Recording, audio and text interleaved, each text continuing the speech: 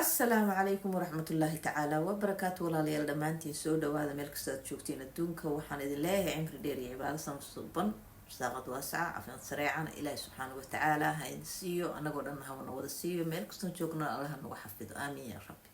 ما أنت ولا شيء محيدين ودا ما أنت ولا شيء محيدين ودا ما دام أرنكي سيد علي إيو ولا شيء مرحومة لول أي قبقبتها هاي أرنكودو أو dhowaan soo afjarmayo mawduucaas ku saabsan labada shaqsi ee sayga iyo xaaskiisii dhibaatada ka dhacday. waxaan idin tusinayaa clip ama video laga soo duubay markii Sayid Cali uu dhibkan geystay uu ka cararay meesha oo uu aaday dhankaas iyo Galmudug. waa tii magaalo adduunka dhan isku dhex waashay. waxaa jira dad waraysiyaal laga qaaday kuwii hore waa idin soo gudbiyay. hadda waxaad ila dhegaysataan wiil ay family yihiin iyo sida uu uga xumaa iyo fartiimaha uu dirayay.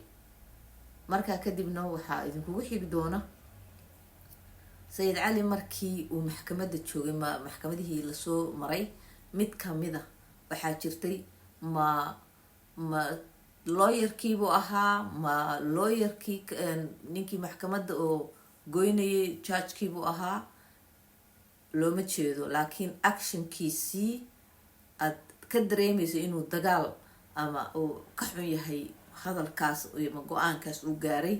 macnaha ficilkii uu ka bixiyey Sayid Cali oo ficil bixinaya oo body language iyo hadaladiisa iyo dagaal inuu macnaha ka xun yahay wuxuu uu muran la galayo baan idin tusinayaa.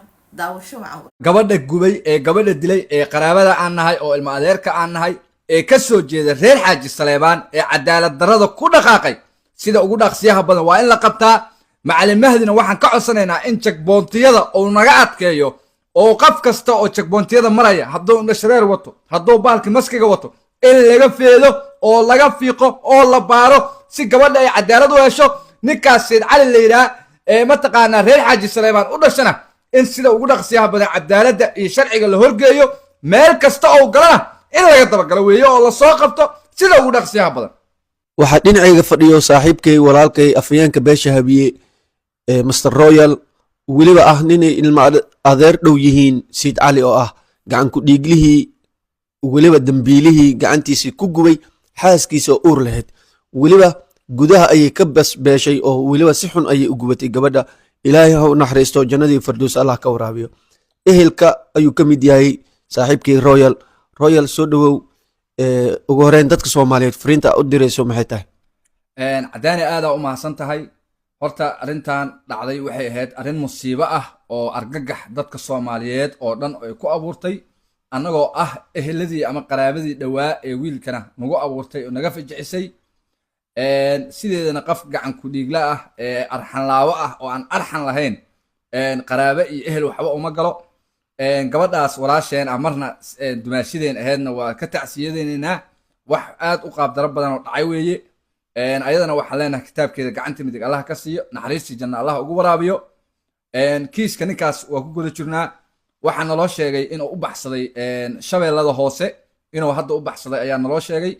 jagboontiyada laamaha amniga kulli waa la faray in mataqaanaa lasoo qabto. sawiradiisa meel kasta waa la geeyey. eelaboorka xataa sawirkiisa waa la dhigay. meel uu ku baxsan karo inay jirto u malaymaayo. waxaan si qaasa aan rabaa inaan ula hadlo beesha hawiye markii laga soo tago beesha oo ka dhashay habargidir khaasatan beesha reer Xaaji Saleebaan waxaa laga rabaa sida ugu dhaqsiyaha badan in gabadhaas ay cadaalad u hesho ninkaasna cadaaladda la horkeeno hadduu ilaahay yiraahdo. afayeen waa mahadsan tahay. dabcan Soomaalidu waa qabiil. beesha habargidir inta aan ka naqaano waa dad aan dulmiga aqbalin oo agtoodana aan qof loogu xadgudbin.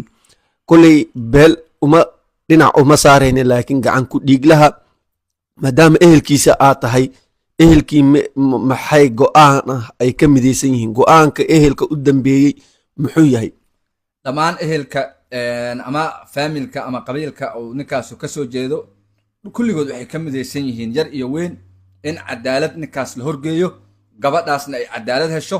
qof kasta oo arka gacan ku dhiiglahaasna oo sawirkiisa baraha bulshada iyo meel walbaba aad ka aragteen laamaha amniga la xiriira hala qabta ayaan leenahay sharciga islaamka iyo dastuurka soomaaliya wixii uu qabana oo cadaalad gabadhaas ay ku heli kartana hala marsiyaan leenahay annagoo dhan waxaan ka simannahay ninkaas nin waxa weeye munaafiq ah nin waxa weeye aan arxan lahayn oo aan dhiig lahayn oo aan lagu tilmaami karin waxa uu sameeyey islaamnimo aan lagu tilmaami karin nin waxa weeye dhintay oo baktiyey weeye sida ugu dhaqsiyaha badan sharciga la horgeeyaan leenahay